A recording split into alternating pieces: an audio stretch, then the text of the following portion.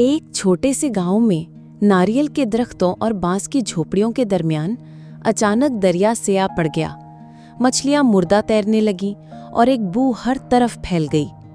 अम्मार हैरत ज़दा, अम्मारा, दरिया जैसे बद्दुआ ज़दा लग रहा है।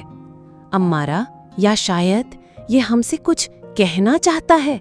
एक लालटेन हाथ में लिए अम्मार और अम्मारा अंधेरे पानियों में निकले। अचानक छपाक, एक सुनहरी कमल का फूल खिला और सरगोशी की। दरिया घुट रहा है, इसे साफ करो, जिंदगी वापस आ जाएगी। वो दौड़ते हुए गांव पहुंचे और बच्चों को पुकारा, झाड़ू पकड़ो, जाल लो, आओ कचरे की देव से लड़े। बच्चों की हंसी और खुशियां गूंजने लगीं।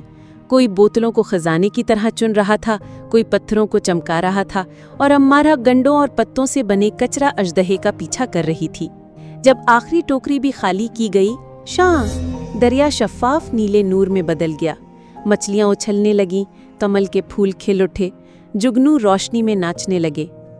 अम्मारा, हमारे प्यारे नबी करीम सल्लल्लाहु अलैहि वसल्लम ने फरमाया, सफाई निस्फ ईमान है।